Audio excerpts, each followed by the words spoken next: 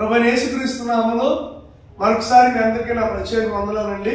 ఈ రోజున మనం దేవుని యొక్క వాక్యాన్ని జ్ఞాపకం చేసుకున్నాం. చూడండి, యోహాను రాసిన సువార్త 8వ అధ్యాయము 12వ వచనాన్ని ఒకసారి నేను మీకోసం చదువుతున్నాను. యోహాను రాసిన సువార్త 8వ అధ్యాయము 12వ వచనం. మరలా యేసు, నేను లోకమునకు వెలుగును, నన్ను వెంబడించువాడు చీకటిలో నడవక జీవపు వెలుగు కలిగి ఉండునని వారితో చెప్పాను. యేసుక్రీస్తు ప్రభు వారు యోహాను రాసిన సువార్తలో చాలా శ్రేష్టమైనటువంటి విషయాలు ఆయన మనకు అందిస్తున్నట్లుగా ఈ రోజున మనకు అర్థమవుతుంది. మనం గమనించిన మత్తాయి, మార్కు, లోక, యోహాను సువార్తలు చాలా అద్భుతమైనటువంటి సువార్తలు. ఈ 4 సువార్తలు కూడా యేసుక్రీస్తు ప్రభు గారి యొక్క 4 క్యారెక్టర్స్ మనకు తెలియజేస్తున్నాయి. అర్థమవుతుందండి? చూడండి, ఈ యొక్క మనం పర్టికులర్గా మనం చదివినటువంటి ఈ లేఖన భాగంలో యేసు ప్రభు వారు ఏమన్నారంటే, నేను లోకమునకు వెలుగు, I am the light of the world. నేను లోకానికి వెలుగును అని దేవుడు సెలవిస్తున్నాడు. చూడండి, మన జీవితంలో వెలుగు అనేది చాలా ప్రాముఖ్యం. వెలుతురు అనేది మన జీవితంలో చాలా ఇంపార్టెంట్ థింగ్. ఎందుకంటే దాని అర్థం ఏంటంటే మన బ్రతుకులు చీకటిమయంలో ఉన్నాయి. అందుకని మన బ్రతుకులు చీకటిమయంలో ఉన్నాయి కదా. చూడండి, ఇప్పుడు ఉదాహరణకి మనందరం కూడా లైటింగ్స్ బాగా అలవాటు పడిపోయారు. ఇప్పుడు రాత్రిపూట ఒక 5 నిమిషాలు కరెంటు పోయింది అనుకోండి, అల్లాడిపోతాం. ఈ లోపల ఏమంటే కరెంట్ ఆఫీస్కి ఫోన్ చేసేస్తాం, సార్ ఎప్పుడు వచ్చిందండి కరెంటు అని.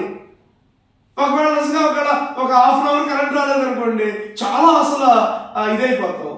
ఎందుకంటే మనం కరెంటుకి ఈ లైటింగ్స్ బాగా అలవాటు పడిపోయాయి. అంటే చీకటి ప్రపంచం ఏం కోరుకుంటుందంటే వెలుతురును కోరుకుంటుంది. అలాగే చీకటిగా ఉన్నటువంటి ప్రదేశం, చీకటిగా ఉన్నటువంటి మన ప్రాంతాలు, చీకటిగా ఉన్నటువంటి మన బ్రతుకులు వెలుగు కావాలి. ఈ రోజున యేసుక్రీస్తు ప్రభు వారు ఏమన్నారంటే, నేను లోకమునకు వెలుగును. ఈ రోజున ఆ వెలుగు గురించి చెప్తాను. Okay, Jesus is a shining light.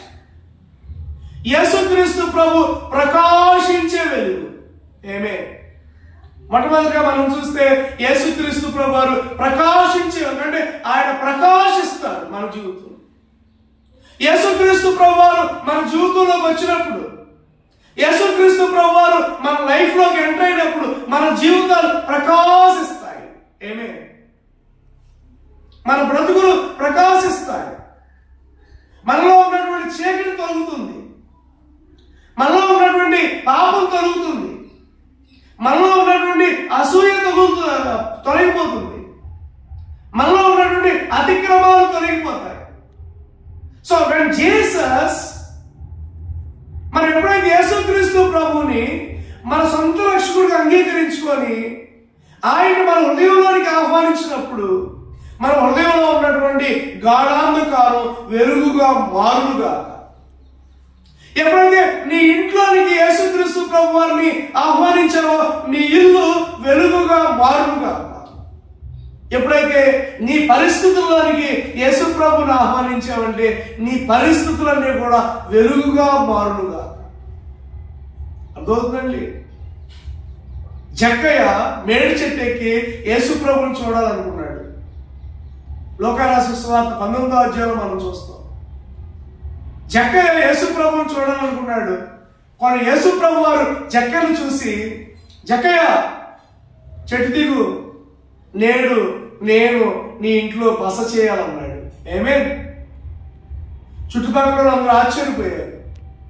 వాళ్ళందరికీ కూడా ఇదేంటి, మనం ఇందాక నుంచి వెంబడిస్తున్నాం, చాలా దూరం నుంచి యేసు ప్రభు వారిని వెంబడిస్తున్నాం, మన ఇంటికి రావట్లేదు, ఆయన మేడి చెట్టు ఎక్కినటువంటి జక్క ఇంటికి వెళ్ళారేంటి అని అనుకున్నారు. మొత్తానికి ఆ రాత్రి జక్క ఇంట్లో ఉన్నాడు. జక్క ఇల్లు ప్రకాశించింది.